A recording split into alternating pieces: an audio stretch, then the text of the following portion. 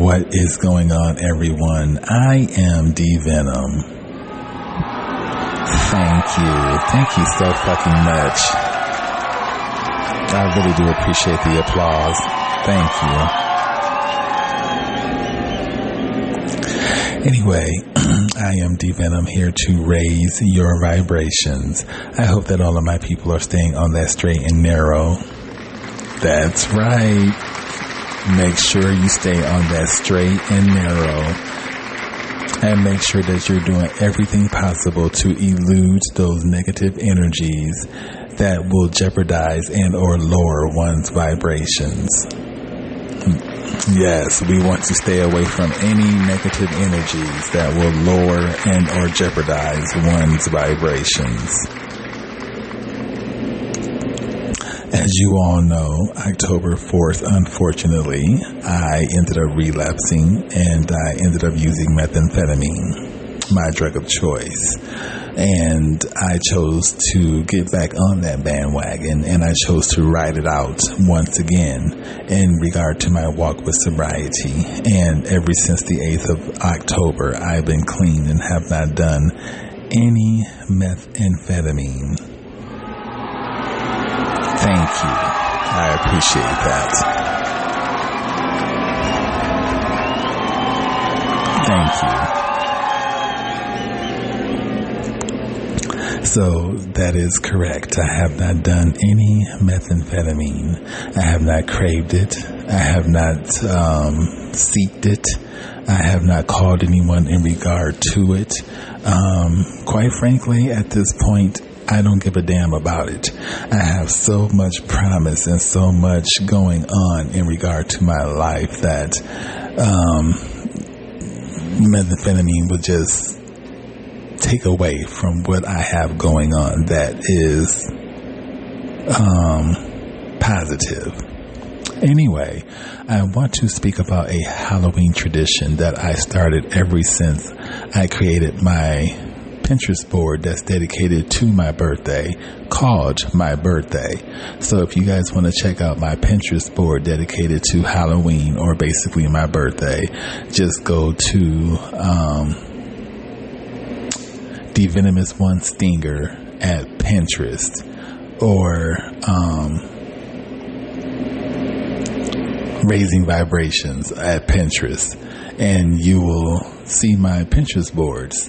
And I usually will go to Prime Video and watch a bunch of scary movies of my liking, and I will pin them on my birthday Pinterest board section, Sweet Dreams, Beautiful Nightmares.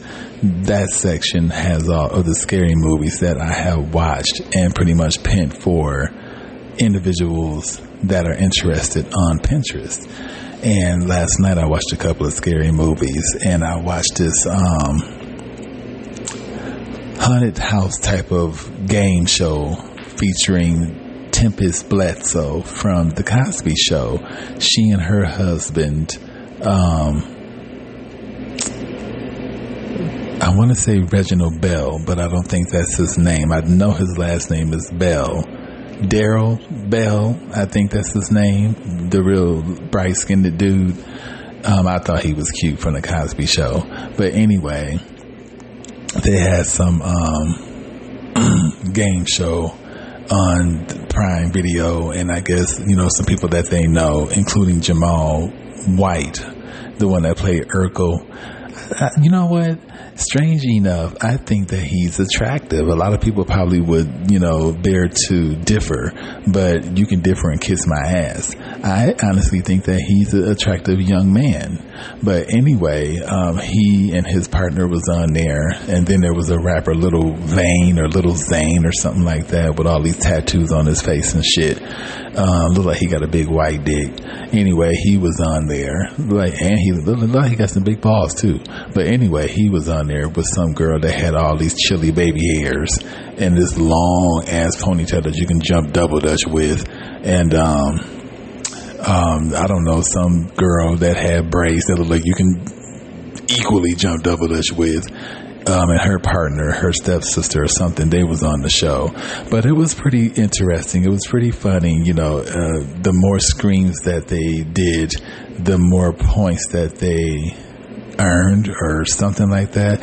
You have to watch it. I forgot the name of it, but it's on Prime, and it's featuring Daryl Bell and Tempest Bledsoe from The Cosby Show.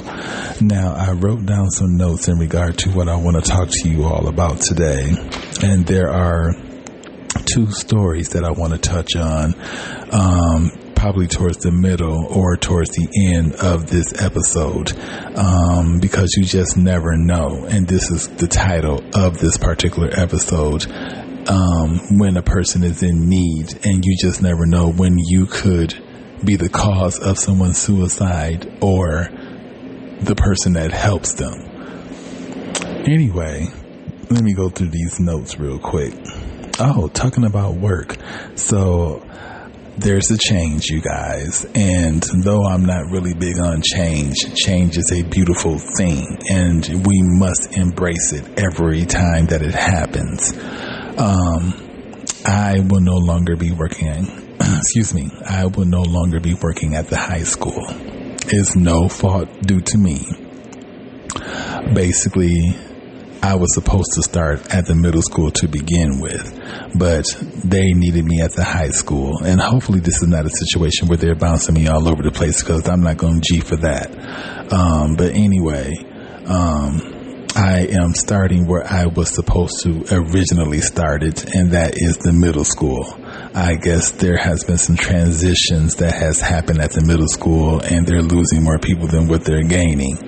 And, they need some help in that bitch. So they pretty much asked me to go over there and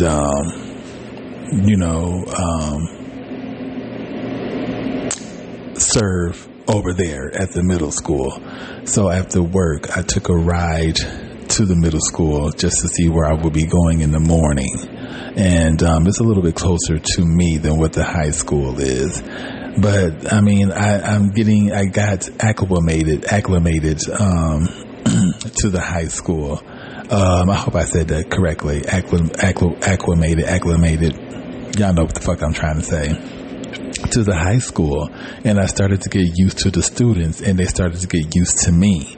And I hate when that happens. This is why I'm against therapy and counseling to a degree, because I get good with the counselor, and I start telling them all my business, and before you know it, they're gone. And this is what happened with myself and Ashia Abiatonga in Arizona.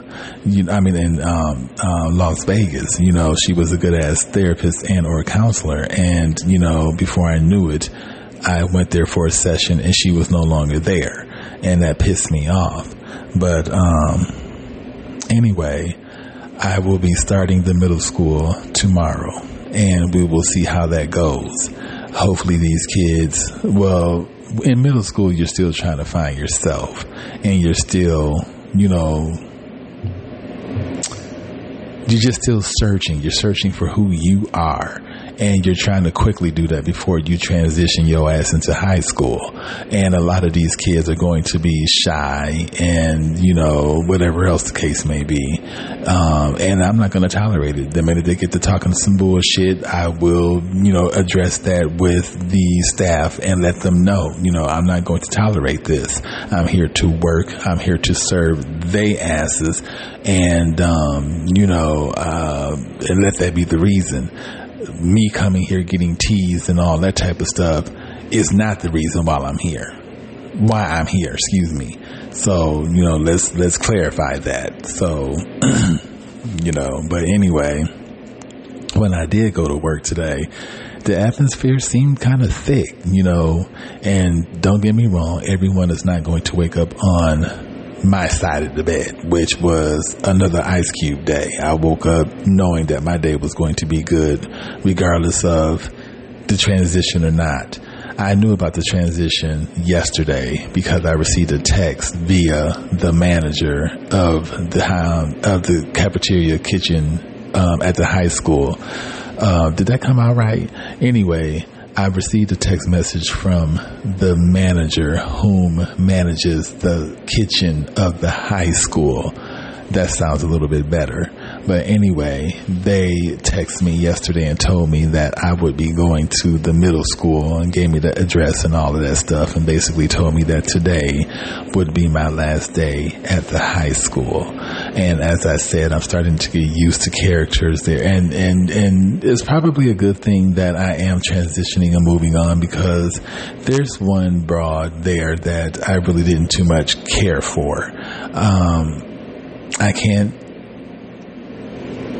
Based on personality and characteristics and the things that I've seen, there's two actually that I didn't too much care for. One of them, anyway, it really doesn't matter, but the one chastised me today, and they've been chastising me about a couple of things, which I'm cool with because I can take it.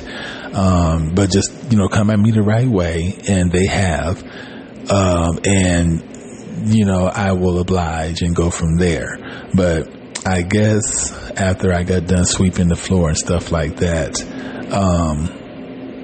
during the time when I was sweeping the floors and stuff like that, some people were getting the coffees and the lemonades and stuff from the refrigerator area, and I guess the coffee has spilled over, some type of way, and just caused a little bit of a puddle and whatever else that needed to be cleaned up. So after I got done sweeping the floor, I was about to go do something else, and I totally forgot to change my gloves.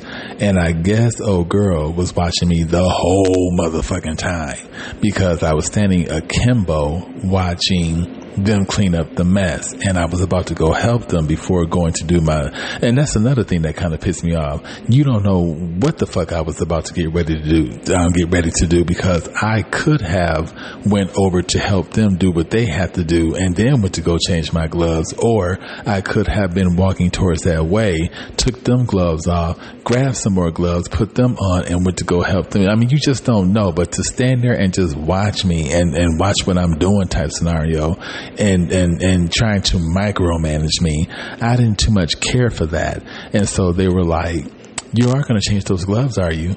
And I was like, "Yeah." And then they were like, "Yeah, because, you were sweeping up and blah, blah, blah, blah, blah, blah. And, we're handling food, and, they just got to, getting a little lippy for a second." And I took it. I let my higher self deal with it. And I'm like, "Oh, okay. And in the back of my head, I'm just like, bitch, if you don't shut the fuck up talking to me, I will cuss your ass the fuck out."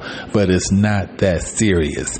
I can't always allow the ego to take over when my higher self can do a much better job. And so I allow my higher self to take over that situation.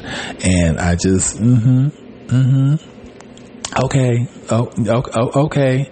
That was going to be my last day. Well, today is my last day there anyway. So, I didn't give a fuck what they were talking about. And this same individual, I usually work alongside with them at a specific table, but they had done pretty much everything by the time I got in there, so there wasn't nothing that I needed to do at that particular table.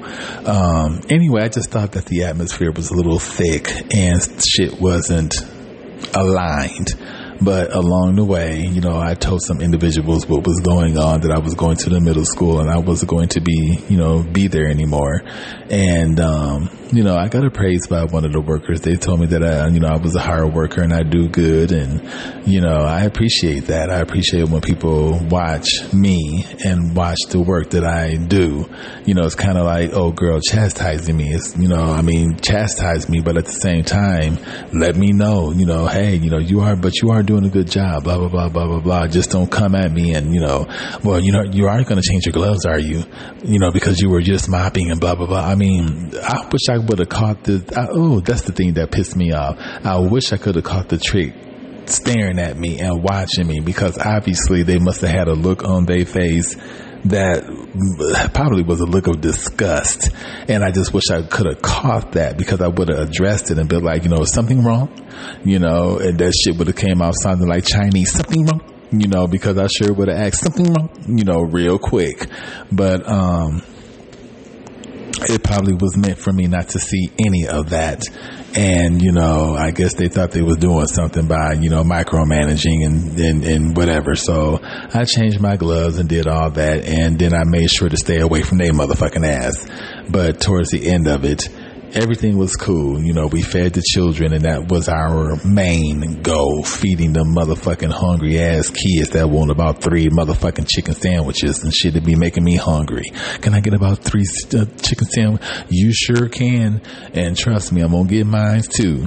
But anyway, yeah, so I'm in a transition in regard to work. So I would definitely let you guys know how the middle school is. I heard because the manager of the kitchen at the high school used to be the manager at the kitchen at the middle school.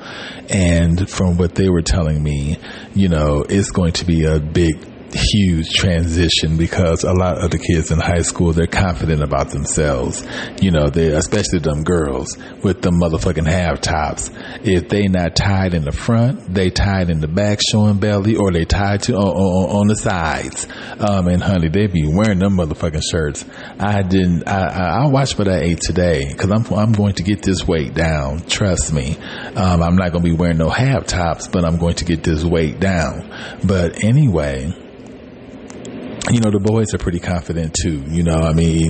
They got some crazy ass haircuts these days. Shit look like the damn, I don't know. It's hard to describe how these haircuts are with some of these boys.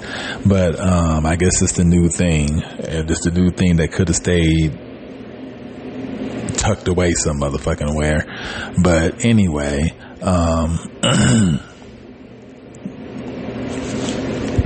I guess we'll just see what happens tomorrow, y'all. Okay, anyway, let's see. Now, I've been corresponding with the guy. Let's go back to that scenario at the school. So before I left, everything was cool. And you know what I'm saying? A lot of people, wish me bye. I wish them bye, blah, blah, blah, blah, blah, blah. So a good note is how everything was left, and let that be the reason. So anyway, just middle school tomorrow, I will let y'all know and go from there. Now, the magazine. I've been corresponding with the guy in regard to the magazine situation because I like what I wrote thus far, but there were some key things that I left out that I wanted to touch on. And 3 of them things happen to be my molestation. I'm not going to allow that to be swept under the rug or swept under the rug. It happened to me. It happened to me at an early age. It fucked up my life. This is the reason why I'm big on boges. And this is the reason why I love a good man boge when they sitting down. This person had me fondle them and touch their boge and do all type of motherfucking shit. They ruined my life. But at the same token, I can't allow that to take over and have power over me. But I am going to speak about it because there are people children being sex trafficked right now. Somebody is being sex trafficked, your daughter, your son, your transgendered child, whatever the case may be, whatever these perverts out here like. There's a fetish for every motherfucking thing. Your child is being involved with that, and they're being trafficked. So yes, I want to talk about this. I'm not sure if I told y'all this, but when I looked into the person who molested me, whom is a very close person to the family, the youngest person that they took advantage of happened to be 6 motherfucking years old. When I read that, because I came across a lot of motherfucking mugshots and information in regard to this person that molested me, but I never knew the youngest person that they touched. And when I came across that, and I think I saved it, when I came across that and I read it, and I just had tears in my eyes, I'm like, oh my God. And it just made me wonder if it's, you guys don't know, because you guys aren't a part of my past. But there were a brother and sister, young, bright. I mean, not bright as in intelligence, but bright as in skin color. Light-skinned it. And I guarantee you, if he didn't take advantage of that girl, he took advantage of that little boy, because the little boy was real cute. And I wonder if that's the 6-year-old. Wow. But anyway, I want to talk about that, and I want to bring that up because that molestation and the things that occurred and the things that I had to do had a big influence on a lot of my decisions that I made, past, present, and hopefully not my future, because I'm not going to allow it to take any more power from me than what it already has. I also want to touch on the fact that I am ADHD and bipolar 2. Bipolar 2 is the bipolar that bipolar 2 is minus the psychosis and hearing the voices and shit like that, almost close to schizophrenia, but it's not schizophrenia. But it has some similar characteristics, so to speak. And the ADHD, these are mental illnesses that I live with, and these have a big influence on how I think and the things that I do, the decisions that I made, past, present, and my future, And matter of fact, I need to take my medication, speaking of, because I've been off track in regard to my bipolar and ADHD medication, so I need to take that while I'm speaking of it. But yeah, I want to definitely talk about how many people out there are bipolar 2 and 1. And, you pretty much diagnose your own self. I know that we're not supposed to diagnose our own selves, allegedly, but I live in this body, and this body tells me what is wrong and what is right. And I knew that I had a chemical imbalance when it came to my psyche, and I wanted to know what the fuck was going on. So I took the initiative, and I took my own motherfucking selves to the doctor. The doctors didn't call me and be like, hey, I sense that you could be bipolar and or ADHD, so you may want to bring your ass up in here so we can give you evaluation. That didn't happen. What happened was I took my ass to the place in Rockford, Illinois, called Crusader Clinic, and I found out that I am bipolar 2 there in Rockford. This Crusader Clinic was not the one on Broadway, bitch. Not that one. It's the one on Alpine. That's the one that I went to. The one on Broadway is not bad, but it's ghetto and it's ratchet, and a lot of people don't attend that one. So the Crusader Clinic that I went to is the one on Alpine in Rockford, Illinois, and that's where I found out that I'm bipolar 2. I found out that I'm ADHD here in Arizona, if I'm not mistaken. I know it had to be Arizona, and my current therapist now gave me the evaluation. And so anyway, those are some key factors of my life that I want to touch in regards to this magazine. And don't forget, you guys, the magazine is VoyagePhoenix.com. I explained this to my therapist today, and my therapist made me feel so good. They were like, you know what? They called me by my real name, and they were like, when you become sober, you are going to be unstoppable. Paraphrasing, but close to verbatim.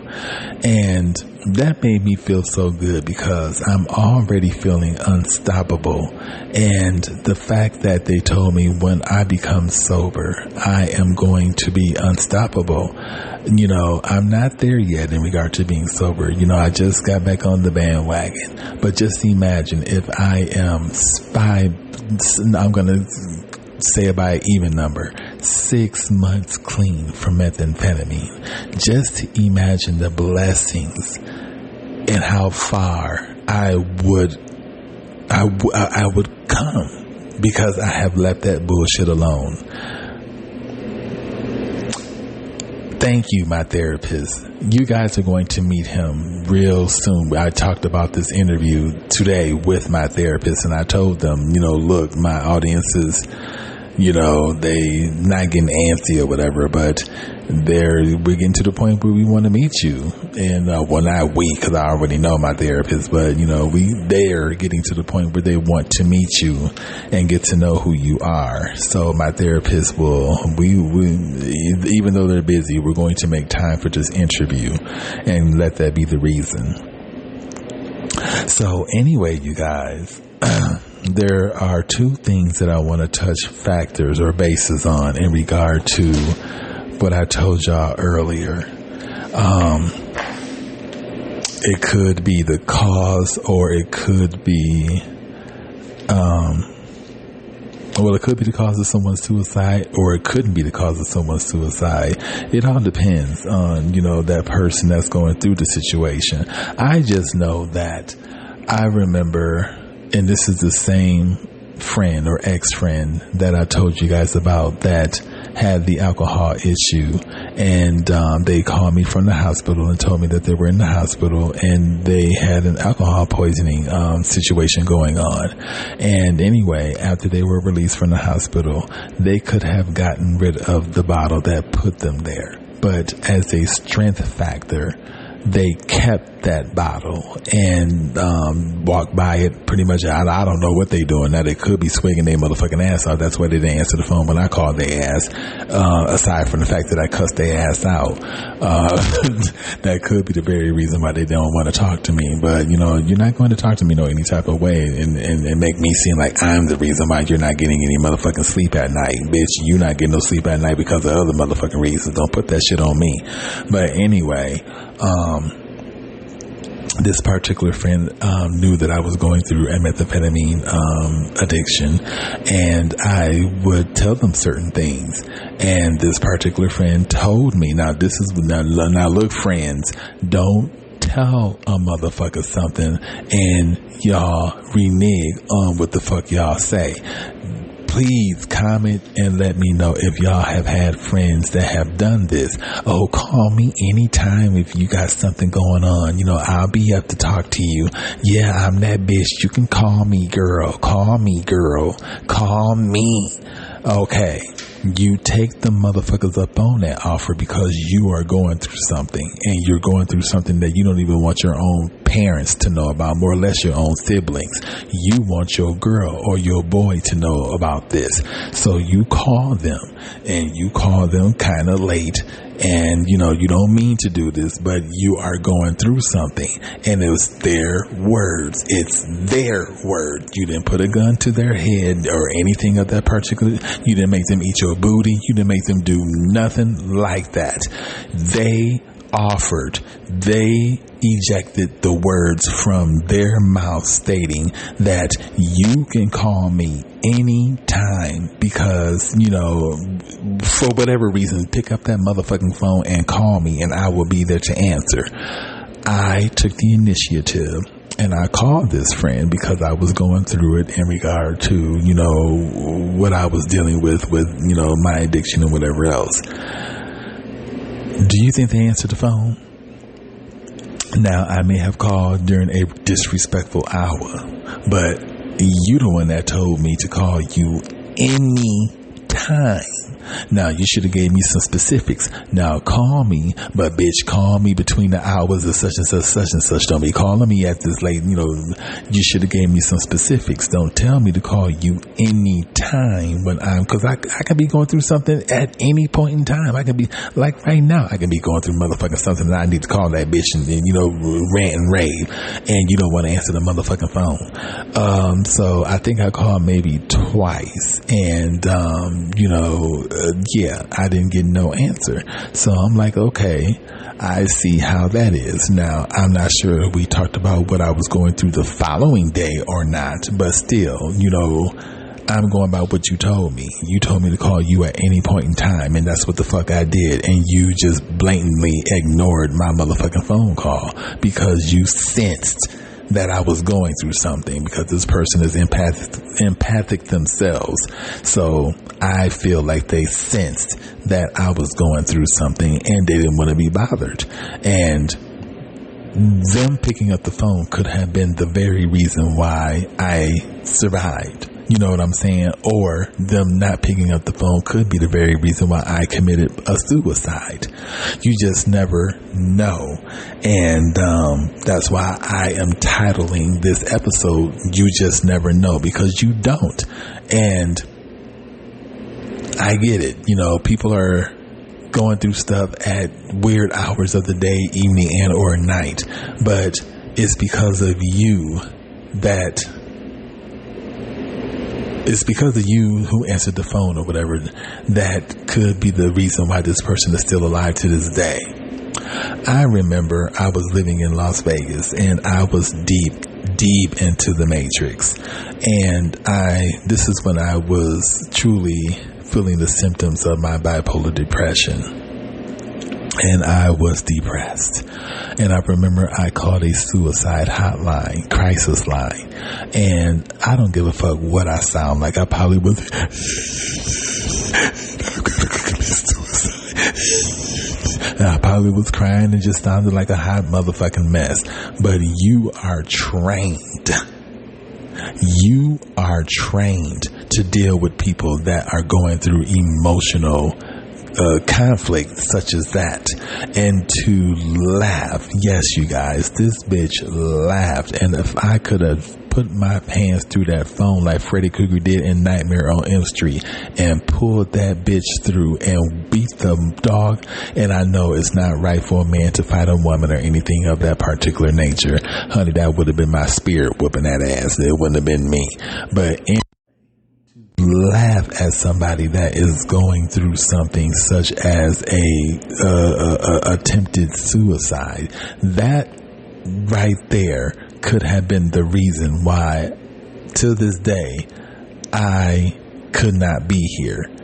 And I don't know why I fought against that so hardcore, but I remember I snapped off on that bitch, and I'm just like, how the fuck are you going to laugh at me? And I'm not laughing at you, but then what you watching cartoons in the background, bitch? You eating motherfucking Fruit Loops? This is not Saturday morning cartoons. And don't treat me like Loretta Lunch Meat and throw me to the side as if I don't matter and as if my motherfucking feelings don't matter.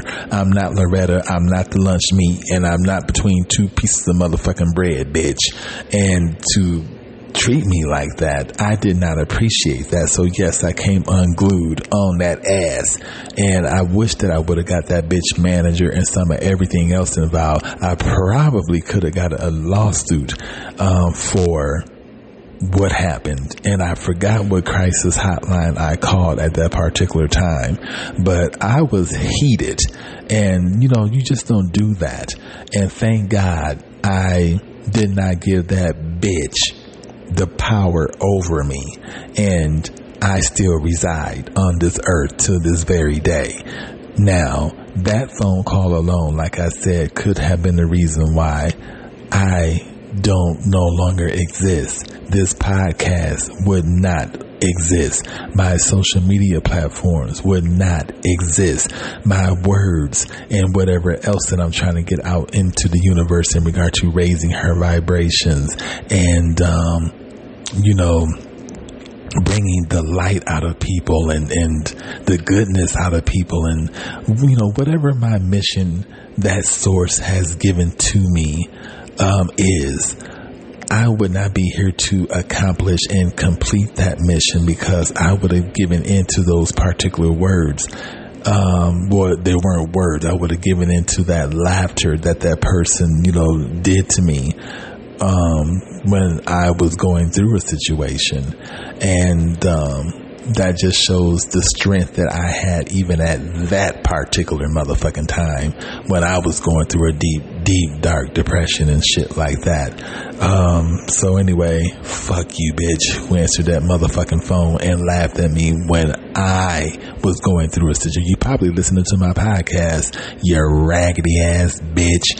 Yeah, you So thank you for laughing at me when I called that motherfucking suicide hotline. And guess what? I'm doing good for myself, and you probably getting your ass beat by your motherfucking man, you funky ass bitch. But anyway, I just had to tell those stories, you guys, because again, you never know when someone is going through a situation. Your best girlfriend probably getting her ass beat by her motherfucking man, and you know the red flags are all up in your face, but you so busy with your own motherfucking life you don't realize it. And you know you probably are getting phone calls late at night, but because you turn your motherfucking ringer off because you don't want to be disturbed, now all of a sudden your friend is dead.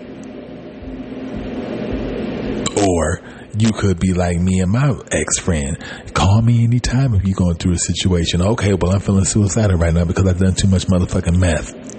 And bitch, I need you to talk to, not anybody else, you.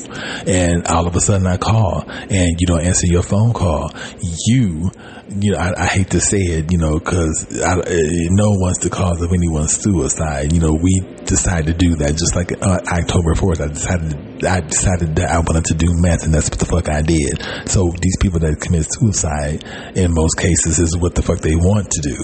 But, I, you know, could have been the reason. That phone call that was not answered could have been the very reason why I probably could have committed suicide. And thank God I didn't give power into that situation. I fought through it, and I got through what the fuck I was going through, and let that be the motherfucking reason. But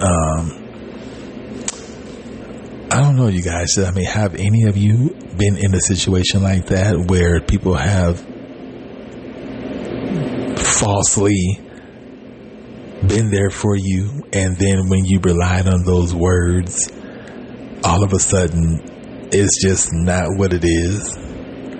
I don't know, you guys. It's just, yeah. I mean, I do know, but I'm not going to trip on it. You know, it's the past, and the past is definitely what it is, the past. And I'm going to allow it to be that way. All right. Anyway, 36:55, time of the recording. My therapist said that I have them doing. Oh, that's what the fuck I wanted to tell you guys. Did I write it down? I didn't. I found a hidden gem on YouTube, and I'm going to have to tell y'all about it at a different time. It's a sleep ASMR or something like that. But, damn, I thought I wrote this down. And I know if I... 37, time of the recording. Damn. I'm going to have to make another episode and tell y'all about it. It is the most awesome thing ever, but I don't want to say too much. So anyway, I'm going to end this particular episode, and I will tell y'all about the hidden gem that I found, but only specific individuals that are into what I am into will appreciate this hidden gem that I found via, YouTube. So anyway, you guys, I am D Venom. Thank you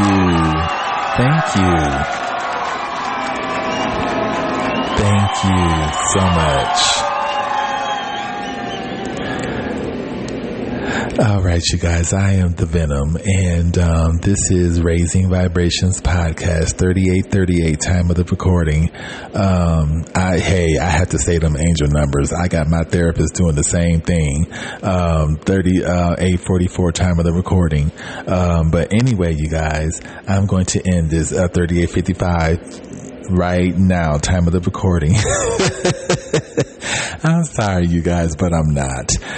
Anyway, I am going to end this, and I am going to look into that hidden gem and come back and give an episode stating what that is. So in case you guys want to listen to these particular things that I'm talking about, then you can. All right. Until my next episode, this is the Venom, and I am out.